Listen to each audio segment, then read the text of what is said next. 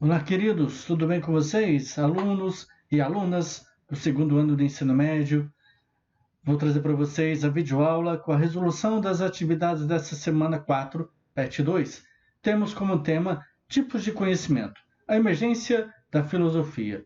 Nós vamos ver a partir do ponto de vista de duas escritoras, filósofas, autoras do livro Filosofando, Introdução à Filosofia, a Maria Lúcia de Aranha e a Maria Helena Martins.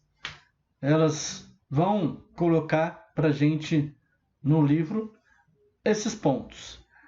Então, o PET de vocês está elaborado a partir das obras, a partir do livro dessas duas autoras. Então, portanto, a gente vai especificar nossas ideias, nossos slides, nosso conhecimento aqui hoje a partir do material dessas duas importantes contribuidoras aí para o ensino de filosofia, tá bom?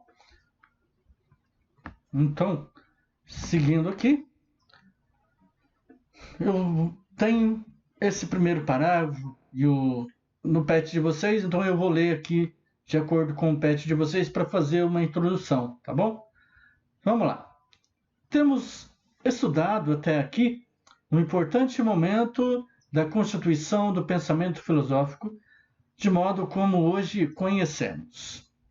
Sem dúvida, o período do surgimento da filosofia no mundo grego, além de um dos episódios mais conhecidos e documentados na história humana, deixou também uma herança muito fértil de discussões.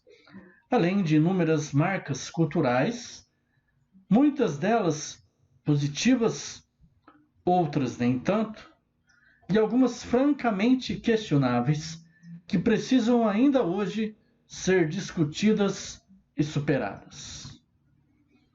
É essa riqueza cultural que leva alguns autores, por exemplo, a referir-se ao período como milagre grego. Outros, ao contrário, asseguram que não há nada de milagroso no surgimento da filosofia, e sim um conjunto de acontecimentos, um longo e lento processo de construção, operando pelos seres humanos que ali viveram antes de nós.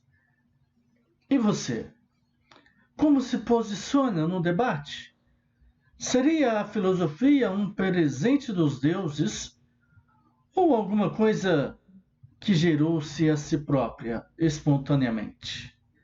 Seria um produto perfeitamente humano que carrega tanto as virtudes como as contradições de seus criadores? E aí? A filosofia, ela foi um milagre grego ou ela foi uma sucessão de acontecimentos? Vamos ver nesta semana nos slides aí vindouros.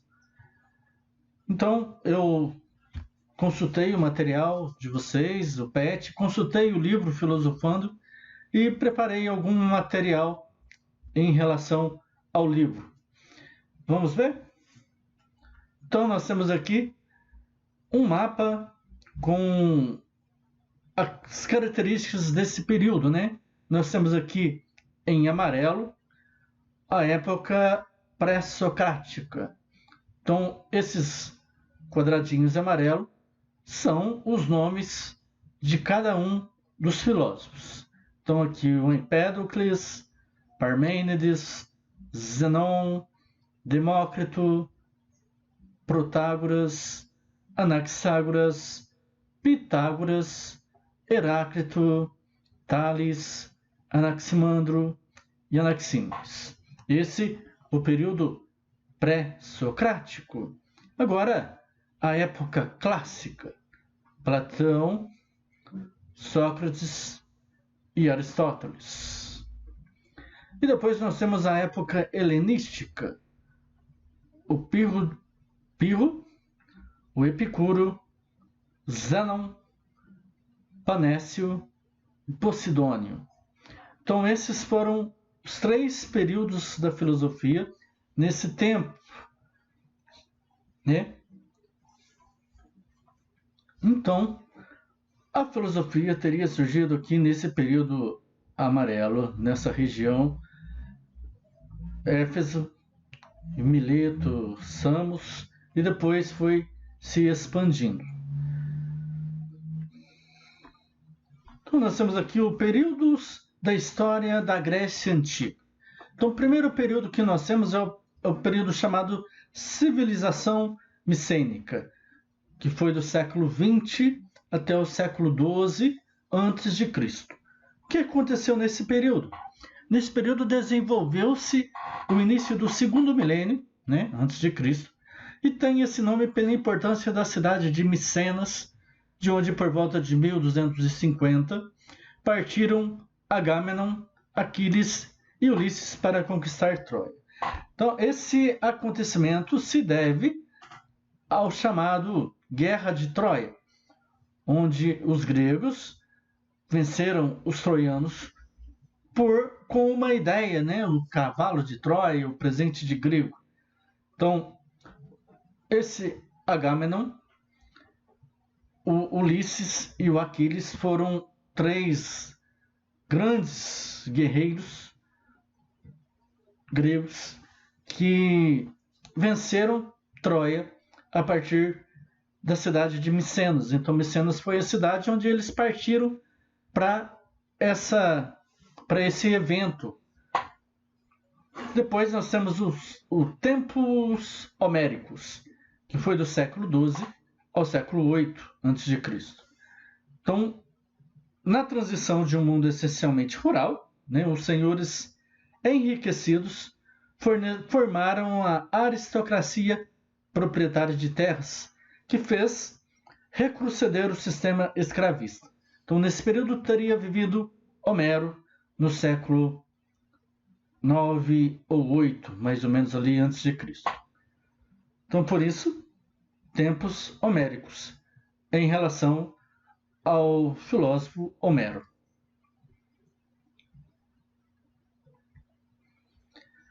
Depois nós temos o período arcaico, que foi do século 8 ao século 6 a.C., com a formação das cidades-estados, né, que seriam a polis, ocorreram as grandes alterações sociais e políticas, bem como o desenvolvimento do comércio e a expansão da colonização grega.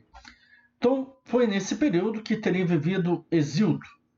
Foi no século VII, durante o século VI, que surgiram os primeiros filósofos. Então, foi nesse período que surgem os primeiros filósofos pré-socráticos, né? O Tales, Anaximandro, Anaxímenes. O período clássico, que foi do século V ao século IV a.C., que foi o auge da civilização grega. Então, na política, o apogeu da democracia ateniense, desenvolvido das artes, literatura e filosofia, época em que viveram os sofistas e os filósofos Sócrates, Platão e Aristóteles. E, por último, o período helenístico, que foi a decadência política, o domínio e conquista da Grécia pelos romanos, culturalmente significativa influência das civilizações orientais e o florescimento das filosofias estoica e epicurista. Então, todos esses períodos eu já vi com vocês anteriormente alguma coisa. Então, tudo isso daqui que eu estou falando não é novidade para vocês. A gente está relembrando, né? Então, o período helenístico, ele deixa de lado a política, então, como diz aí no começo, decadência política, e ele dá mais importância às civilizações orientais, dá mais importância ao homem em si, e destaque-se nesse período o estoicismo e o epicurismo. Aí, milagre grego. Milagre grego seria a passagem da mentalidade mítica para o pensamento crítico racional e filosófico, destacando o caráter repentino e único desse processo. Então, alguns fatos, né, do período arcaico que ajudaram a alterar a visão mítica predominante e que contribuíram para o surgimento do filósofo. Foram eles: a invenção da escrita, da moeda, a lei escrita e a fundação da polis. Esses foram 3 fundamentos básicos que ocorreram outros, mas a partir desses surge a filosofia, surge o filósofo em si. Então vamos lá para o primeiro, a invenção da escrita. Mesmo após o seu surgimento, né, mesmo após a escrita já existir, algumas pessoas já fazerem uso dessa escrita, a escrita reservava-se aos privilegiados. Então não eram todas as pessoas que tinham acesso a essa escrita. Então essa escrita reservava-se aos privilegiados, sacerdotes e aos reis, e geralmente mantinha um caráter mágico. Então, entre os antigos egípcios, por exemplo, a palavra hieroglifo significa literalmente sinal divino. Então, essas palavras davam para as pessoas uma visão mágica, vamos dizer assim. Na Grécia, então, já existira uma escrita no período micênico, mas restrita aos escribas, que exerciam funções administrativas de interesses da aristocracia palaciana. Então, a escrita gera uma novidade mental, porque a postura de quem escreve é diferente daquela de quem apenas fala. Então, a escrita surge como possibilidade maior de abstração, de uma reflexão aprimorada, que tenderá a modificar a própria estrutura do pensamento. Então, a escrita ela gera uma mudança de postura, gera uma mudança na estrutura do pensamento em si. Então, devido ao fato que ela ocasionou nessa época. Próximo, o surgimento da moeda, outro fator importantíssimo para esse contexto. Então, entre os séculos 8 a.C., deu-se o desenvolvimento do comércio marítimo, decorrente da expansão do mundo grego, com a colonização da Magna Grécia e da Jônia. Então, o enriquecimento dos comerciantes acelerou a substituição de valores aristocráticos por valores da nova classe em ascensão. Então, a moeda inventada na Lídia, o que hoje fica na região da atual Turquia, ela apareceu na Grécia por volta do século VII, vindo facilitar os negócios e impulsionar o comércio. Então, foi através do surgimento da moeda que o comércio cresceu, que o comércio se desenvolveu. Então, a invenção da moeda ela desempenha um papel revolucionário por vincular-se ao nascimento do pensamento racional crítico. Então, esse foi, como no primeiro fator, esse também foi um fator essencial para que surgisse a filosofia no contexto que nós conhecemos. Outro ponto, outro fator importante foi o cidadão da polis.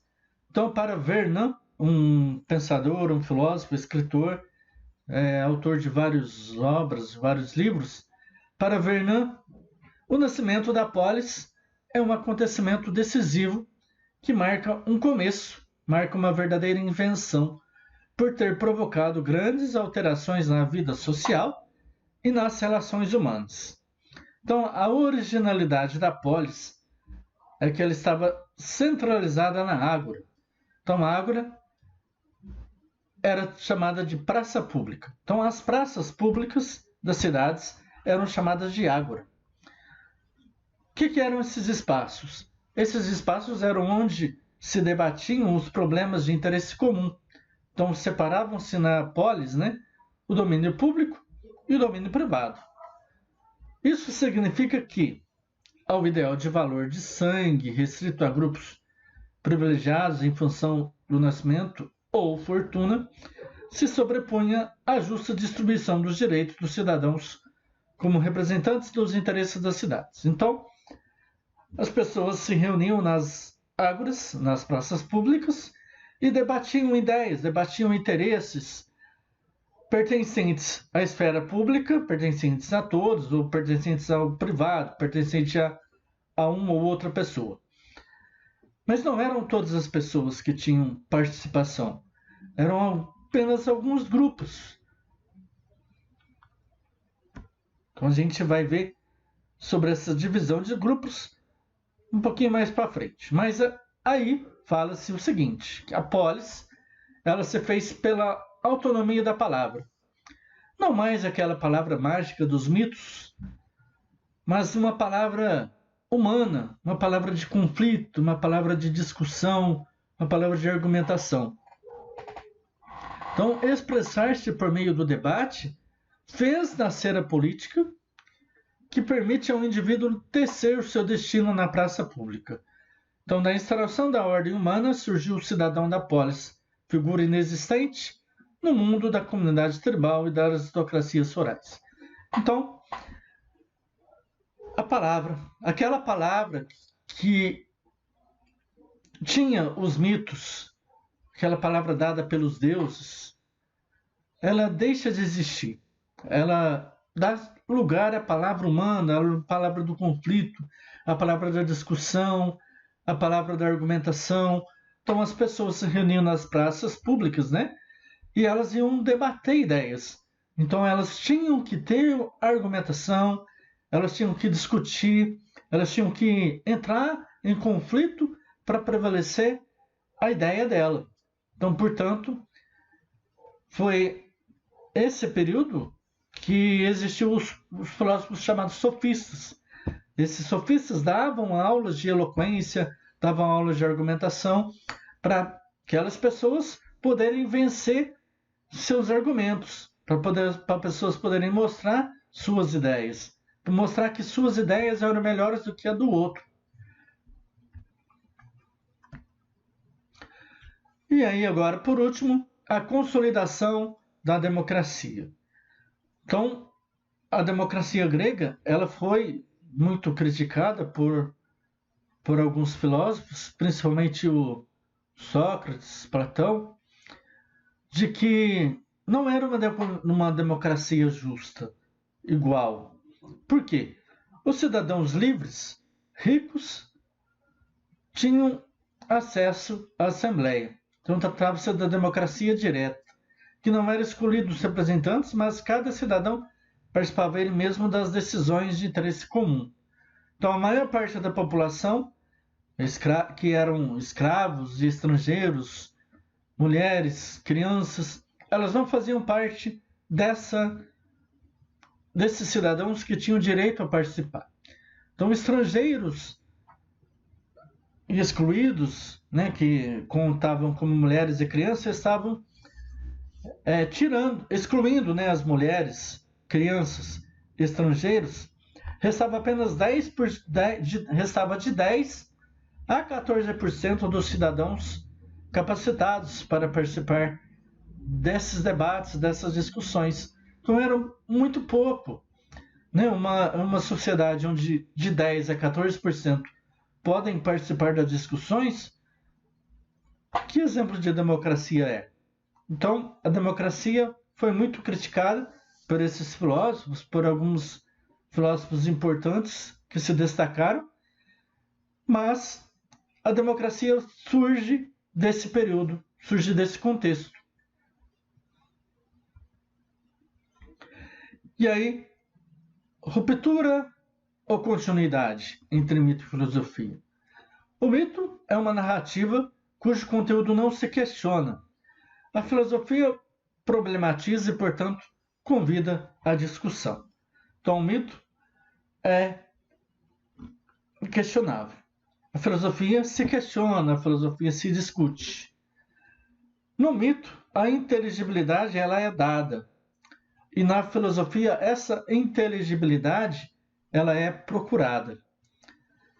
A filosofia ela rejeita o sobrenatural, a filosofia rejeita essa interferência de agentes divinos na explicação dos fenômenos.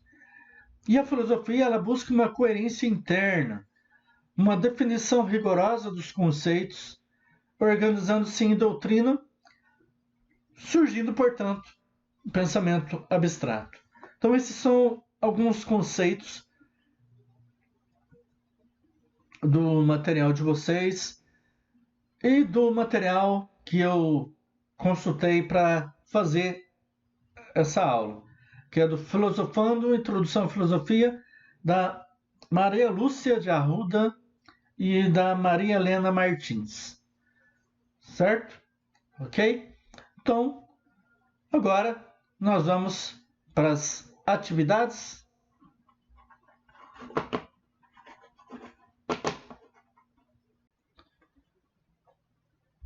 Então, nas atividades dessa semana, você vai justificar com verdadeiro ou falso. Vamos lá para as número 1.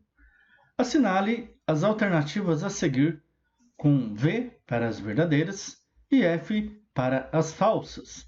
Em seguida, justifique as alternativas falsas. Observação: você deve justificar apenas as alternativas falsas, ok? Então, nas alternativas verdadeiras, você não vai justificar, você vai apenas colocar ali a letra correspondente. Vamos lá para número 1, letra A.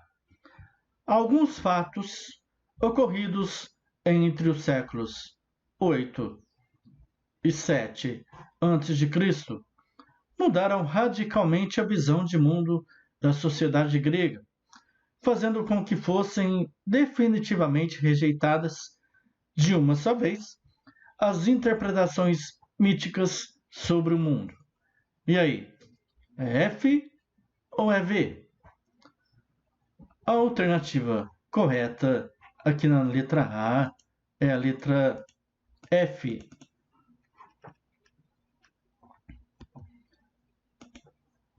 Letra F. Por quê?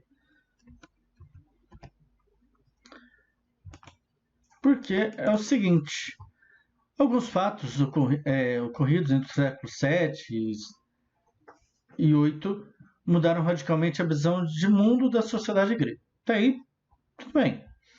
Fazendo com que fossem definitivamente rejeitadas, de uma só vez, as concepções míticas sobre o mundo. Então, as interpretações, concepções seria a mesma coisa. Mas essas interpretações míticas sobre o mundo, elas não foram rejeitadas de uma só vez. Elas foram, aos poucos, se concretizando os conceitos filosóficos, mas a filosofia com a mitologia, elas não se romperam de uma vez.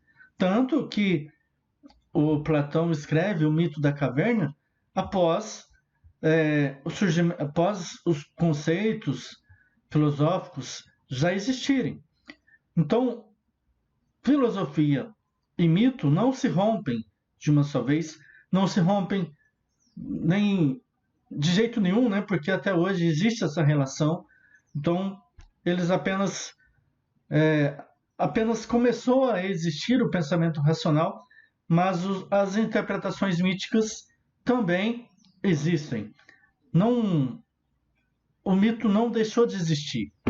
Então, eu vou colocar aqui para vocês a resposta.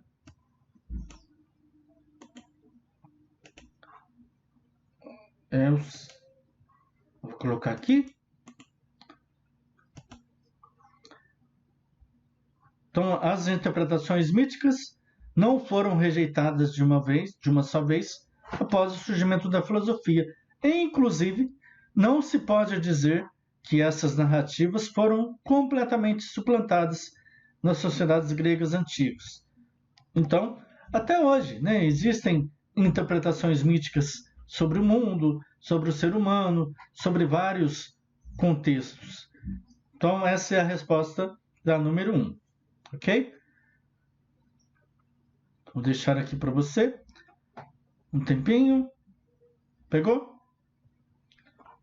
Número 1, letra B.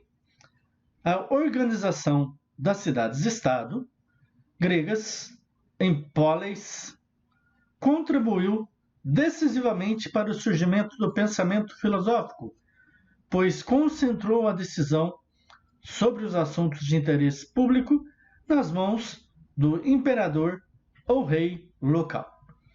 Essa questão letra B também é falsa. Então vocês vão colocar F aqui nesse quadrinho. Por quê? Por que ela é falsa? Então, as sociedades, a organização das cidades-estados contribuiu decisivamente para o surgimento do pensamento filosófico. Até aí, beleza. Mas a partir daqui, está errado. Por quê? Concentrou a decisão sobre os assuntos de interesse público nas mãos do imperador ou rei local? Não. Ela concentrava-se a decisões na vontade comum das pessoas. Então, como eu falei em slides anteriores, a decisão ela era tomada em conjunto, né? Em comum, onde as pessoas se reuniam nas praças e debatiam ideias, debatiam interesses. Então, portanto, essa afirmativa está errada. Vou colocar aqui para vocês a resposta correta.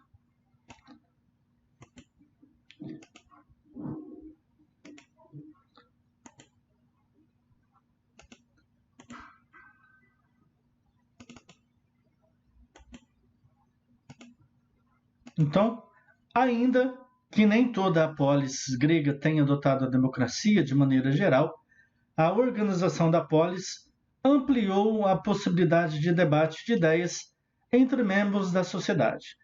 Então, mesmo que nem todas a polis tenham adotado a democracia, como adotado na Grécia, mas de maneira geral, a possibilidade de debate de ideias eram feitas entre membros da sociedade e não entre o imperador ou o rei local. Tá bom? E agora, letra C. A moeda representa uma convenção humana, uma noção abstrata de valor que é deliberada pelos homens e estabelece a medida comum entre valores diferentes. Por esse motivo, desempenha um papel importante no nascimento do pensamento racional. Essa questão ela é verdadeira. Então vocês vão colocar aqui no espacinho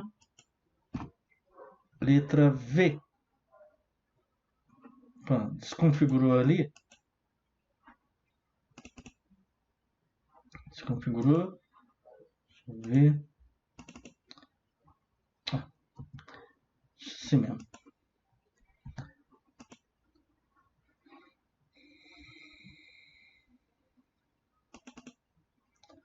Então, aí desconfigurou, mas dá para vocês entenderem aqui, né? Então, a resposta da número C é letra V. Então, vocês não vão escrever nada aqui embaixo. E a número D, letra D, né? Regra comum a todos. Norma racional. Sujeita à discussão e à modificação. A lei escrita passou a encarnar uma dimensão propriamente humana, ao retirar dos deuses e dos seis a prerrogativa do arbítrio. Essa também é uma resposta que tem como letra aqui a letra V. Então, portanto, vocês não vão justificar nada aqui embaixo. Então, a partir do momento que a lei escrita, né, passou a encarnar uma dimensão propriamente humana, os deuses e reis deixaram de ter prerrogativa sobre o livre-arbítrio. Então, letra correta aí, letra V. Ok? Então, deixa eu colocar aqui V. Então, recapitulando, número 1 é F, e aí aqui tem a resposta da letra A. Letra B também é F, e aqui tem a resposta em vermelho. A letra C é V, então vocês não vão justificar nada aqui embaixo. E a letra D também é V, vocês não vão justificar nada, ok? Então essa é a correção das atividades dessa semana 4, PET 2. Agradeço a atenção e até a nossa próxima videoaula. Obrigado, tchau, tchau.